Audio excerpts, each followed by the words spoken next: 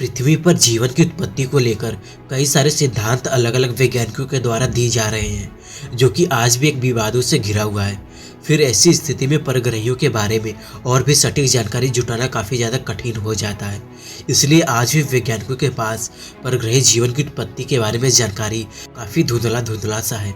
पर नियमित रूप से किए जाने वाले प्रयासों के कारण हमें परग्रही के जीवन के बारे में काफ़ी सारे सबूत के बारे में पता चला है। पर ब्रह्मांड में एक चीज़ तो तय है कि आप किसी भी चीज़ या घटना के बारे में पूरी तरीके से सटीक रूप से जानकारी हासिल नहीं कर सकते। यह अनंत ब्रह्मांड में अपने आप में एक बहुत बड़ी पहेली है और परग्रहियों के विषय में तो यह और भी ज्यादा पेचीदा हो जाता है। जो सबूत हमें परग्रहियों की मौजूदगी का रास्ता दिखा रहे होते हैं, वो अचानक से बदलकर हमें कई सारे उलझनों में डाल देते हैं। आज हम इसी प्रकार के एक विषय के बारे में चर्चा करेंगे, जिसने हमें परग्रहियों के अस्तित्व को लेकर फिर से एक उलझन में डाल दिया है।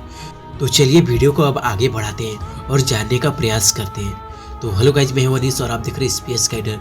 सो गाइज चलिए शुरू करते हैं। प्रोक्सिमा सेंटोरी का यह सिग्नल्स क्यों था बहुत खास। पिछले साल research for extra terrestrial intelligent यानी कि सेटी के द्वारा दिसंबर के महीने में एक बहुत ही बड़ी खोज को अंजाम देने के बारे में काफ़ी चर्चाएं चल रही थी।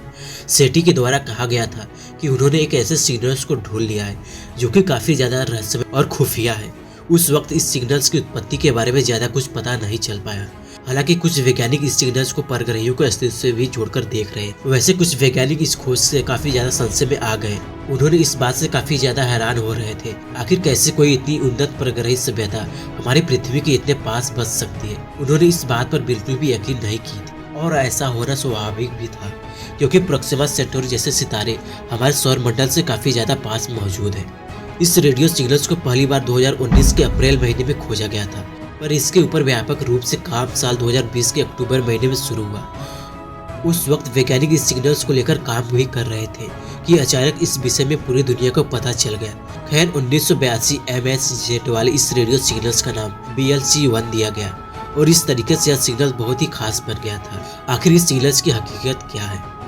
खोज के प्रारंभिक अवस्था में यह रहस्यमय सिग्नल काफी ज्यादा खास थे, पर जैसे जैसे समय बीतता गया इस सिग्नल्स की असल सच्चाई सामने आती चली गई। बहरहाल यह सिग्नल मूल रूप से किसी अलग या अंतरिक्ष के सुदूर इलाके से भी नहीं आया है।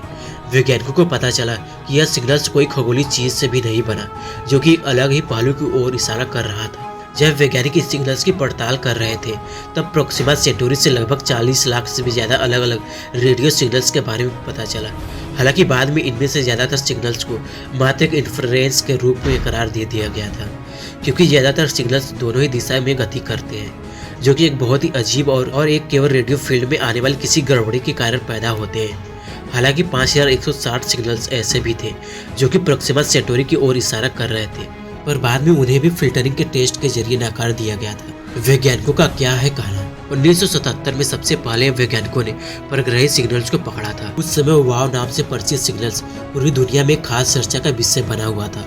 पर जो खास बात इस सिग्नल्स के बारे में भी थी वो यह है कि यह सिग्नल्स एक बहुत ही अनजान लोकेशन से आया था और आज भी एक रहस्यमय बना हुआ है। हालांकि BLC-1 सिग्नल्स की फ्रीक्वेंसी को पुराने सिग्नल्स की फ्रीक्वेंसी के साथ मैच कर कई बार परखा जा रहा है। यही कारण है कि अब तक BLC-1 जैसे बहुत फ्रीक्वेंसी वाले सिग्नल्स हमें प्रोक्सिमा सेंटोरी की ओर ही देखने को मिले हैं। वैज्ञानिक इन सिग्नल्स की फ्रीक्वेंसी को कई सारे उपकरणों और ऑसिलेटर के माध्यम से भी जांच कर रहे हैं, जिससे हमें इन सिग्नल्स की वास्तविकता के बारे में और भी ज़्यादा जानकारी मिल सके। कई वैज्ञानिकों का यह भी कहना है कि BLC-1 अन्य खोजे गए सिग्नल्स से थोड़ा अलग है, क्योंकि अगर यह सिग्नल साधारण होते तो बाकी सिग्नल्स की तरह ही बर्ताव करता है, पर इसके बर्ताव करने का ढंग अन्य सिग्नलों से भी काफ़ी ज़्यादा अलग है। इस सिग्नल्स के फ्रीक्वेंसी पॉइंट को जब वैज्ञानिक विश्लेषण कर रहे थे, तब इस सिग्नल्स में अजीबोगरीब बदलाव को देखा गया। सिग्नल्स का एक ही जगह पर कांस्टेंट न होकर बार बार गायब हो जाने वाली बातें वैज्ञानिकों को हैरत में डाल रही थी।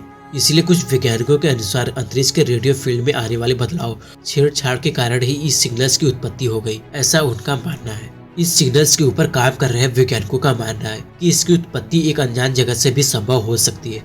इसलिए आज के समय में इस सिग्नल से जुड़ी बातें इतनी रोचक बन गई है। पर एक खास बात यह भी है कि प्रोक्सिमा सेंटोरी में मौजूद किसी ट्रांसमीटर से इस रेडियो सिग्नल्स की आने की संभावना लगभग न के बराबर ही है। वैसे इस सिग्नल से संबंधित एक अलग रिपोर्ट में यह भी दर्शाया गया है कि यह रहस्यमय सिग्नल्स एक बहुत ही खास और साधारण रेडियो फ्रिक्वेंसी के ऊपर आया था। यह सिग्नल्स हमारे किसी लोकल रेडियो फ्रिक्वेंसी इंटरफ्रेंस यानी कि RFI के अधीन भी नहीं आ रहा है।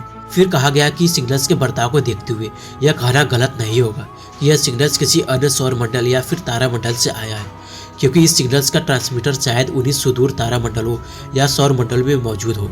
वैसे इसके बारे में आप क्या सोचते हैं, हमें नीचे कमेंट कर जरूर बताएं। हालांकि प्रोक्सिमा सेंटोरी के पास जिंदा रहना इतना भी आसान नहीं है।